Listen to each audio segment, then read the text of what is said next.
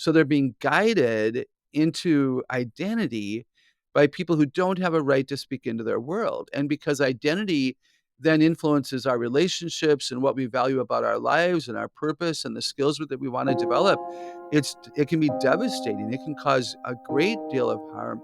Do you ever realize that there are so many people that are trying to influence your kids, even with little things like their online gaming?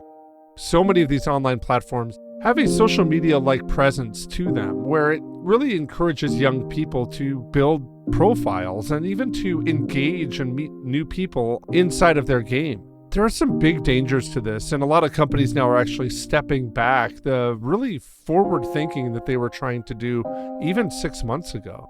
But as parents, this can lead us to a dark place because we wonder, are these games really that safe for our kids?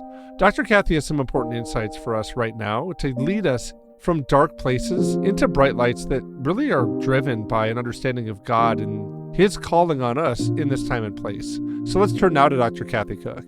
Don't be afraid of the dark. Be careful with stars. Not every light is gonna guide you, baby. Not every light is gonna guide you. So Dr. Kathy, Roblox is a gaming platform that allows you to play dozens of user-created games or create games through Roblox Studio. From role-playing games to rhythm titles and first-person shooters, the platform really is a toy box of experiences for all ages. It doesn't hurt that Roblox also has a social media component that allows users to talk to friends and even make friends. They can even communicate with people that are developing the games to join them in creating games.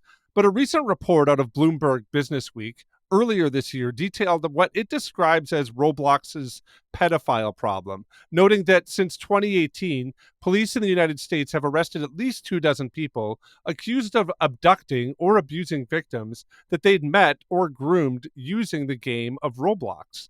Roblox is now adding new restrictions to younger user accounts by revamping its parental control features as part of a push to really beef up safety and features within the platform. The company plans over the next few months to bar all kids under 13 from exchanging private messages with other users outside of specific games or experiences. The company will continue to allow younger kids to see messages publicly broadcast within games and experiences, but they won't be able to message other users without parental permission. Dr. Kathy, studies show that really building a Christian view of the world before age 13 has significant impact on helping kids build a formation of their faith that will carry them on later in life. What are, or maybe aren't, reasons that we should let our kids interact with what I've kind of called a virtual world of gaming before the age of 13? Are there detrimental impacts of guiding kids to build personalities or profiles inside of, this digital world that's not really real? There are detrimental impacts for sure. At that age, they don't know who they are yet. You and I didn't know all the things that we were at age 13.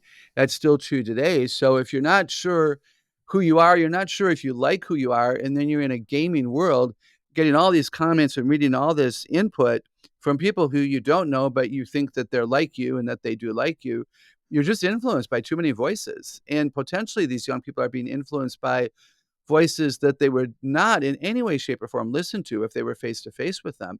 So they're being guided into identity by people who don't have a right to speak into their world. And because identity then influences our relationships and what we value about our lives and our purpose and the skills that we want to develop, it can be devastating. It can cause a great deal of harm.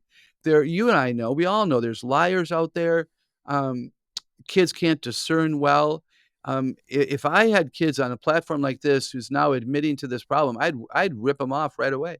They would no longer be there. A company like this that has admitted to that problem they're gonna have to earn back my trust, and they're gonna have to earn it long and hard. So I'd take every kid off the platform. That's what I would do.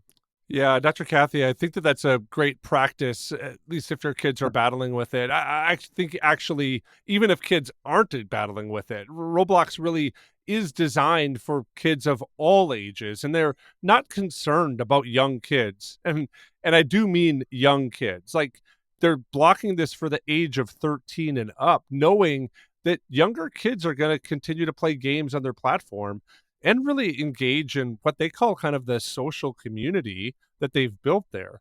They only want to limit engagement for private messaging.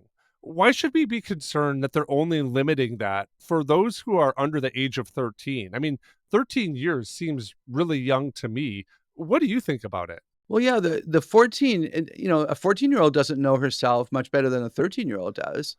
So, I'm sorry, that's somewhat ridiculous.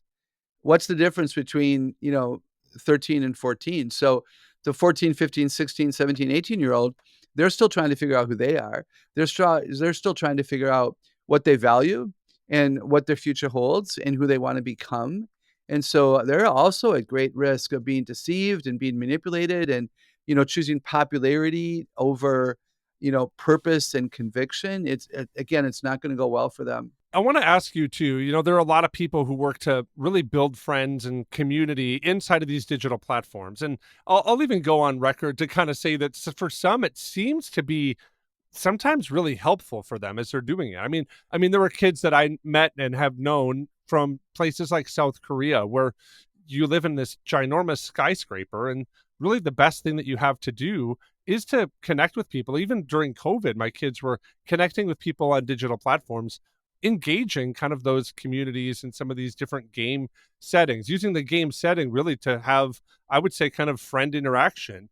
What do we need to understand, though, about how friends are made and what friendship skills are for our kids, especially when most of the push for friendship ends up being made really through digital platforms, whether that be through texting or social media platforms? I can imagine it's really hard to be a kid today and not have some kind of connection to friends digitally.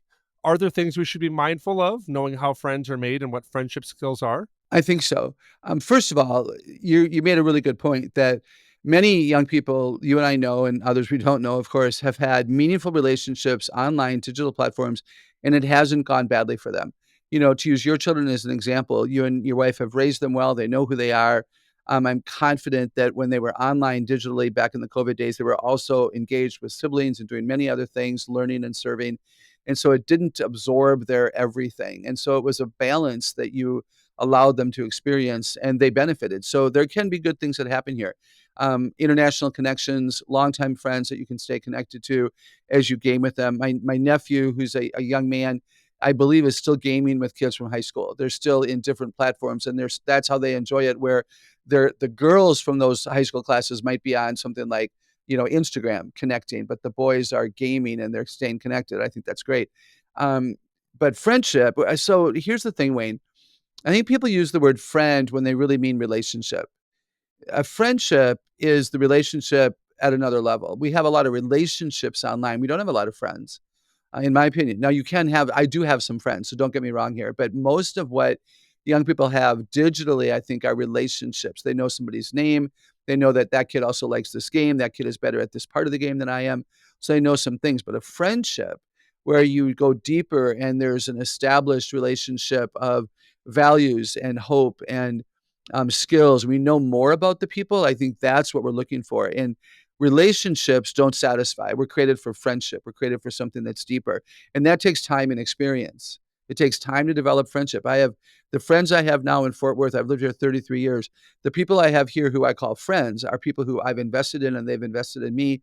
And we've spent time together. I have a lot of people in my church that I know, but we're not friends because we haven't spent quality time together having conversations about, what makes us tick and what ticks us off. So do we spend time together? Do we have shared experiences that fill our memory bank that we want to experience again and again with the same people? Friendship skills that we teach, these are in the book Five to Thrive. How to choose friends wisely, how to discern who's for me, who's against me, who do I give another chance to, who in this room might I want to get to know. Second skill set is, believe it or not, conversation skills. And I created this list of friendship skills probably 20 years ago. Now it's even more important that we teach conversation skills because of things like gaming and social media and texting, where we don't have good conversation skills of looking each other in the eye and asking follow-up questions and listening with the goal to understand rather than listening so that I have my turn to talk. A third skill that we need to be teaching our young people would be how to maintain relationships and resolve conflicts, right? It's not easy today, unless they're not in conflict because they don't really know people up close, right? You can protect yourself from a lot of harm if you don't really have a lot of friends.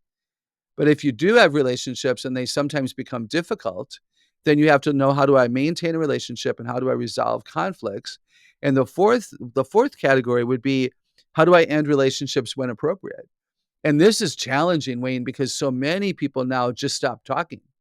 Like, they'll just unfriend on a social media platform. They just won't return calls. They won't answer the phone.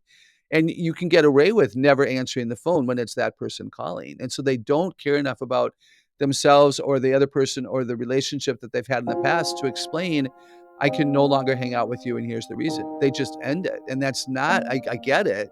It's a cheap way of doing it. It's certainly not healthy for them or for us. So those are the four skills that I wish we could be teaching people: how to choose friends wisely, how to converse, which is speaking and listening, how to maintain relationships and resolve conflicts, and how to end relationships when appropriate.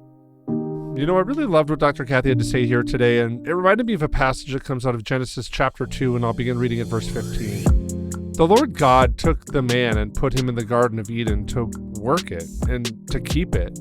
And the Lord God commanded the man, saying, You may surely eat of any tree in the garden, but of the tree of the knowledge of good and evil you shall not eat. In the day that you eat it, you will surely die. You know, God placed Adam and Eve in the Garden of Eden, in a place that was filled with everything that they could ever want or need. And he gave them a clear boundary, though, at the same time, that they could eat from every tree except the tree of the knowledge of good and evil. But they ignored that boundary, and it really led them to sin and separation from God. I think this passage really teaches us that boundaries are an expression of care and protection. Just as God's instruction to avoid the forbidden fruit was meant to safeguard Adam and Eve, so really a parental strategy with Roblox that extends beyond the platform strategy really reflects a desire to protect our kids from harm and inappropriate content. We really need to learn from this story to be proactive and really establishing guidelines to shield our children and help them see that trusting our limitations can lead to greater freedom and safety in the long run. Maybe in these moments, we need to have more conversations. And I wouldn't say just a conversation or conversations. We need to have one ongoing conversation that our passion and desire and drive really is to build our kids to have freedom, independence, and ability to know their God and make him known in the world. I wonder if pulling back and just being open and frank with our kids about what these different social media companies and even different gaming companies want to do with them, and how we really want to give them a sense of understanding of the freedom that we have in Jesus Christ. I wonder if that would be a bright light that would shine and cut through the darkness of these different gaming platforms that want to come into our kids' lives. I hope that's an encouragement to you, and I hope this whole podcast is an encouragement to you. I want to thank you for listening to the Celebrate Kids podcast, this daily segment, Facing the Dark. As a reminder, we are launching a new short course on how parents and grandparents can live well and celebrate kids in the Christmas season and really the holiday season in general. There's a lot of tension that can come from the holidays, specifically even from parents and grandparents. Dr. Kathy provided a special teaching for us on their website. We encourage you to go there to find out more about it. Just go to celebratekids.com and you'll see this new online course for parenting and grandparenting really well. Now, on behalf of Dr. Kathy Cook, my name is Wayne Stender. Thanks for listening, and we're looking forward to seeing you here again tomorrow.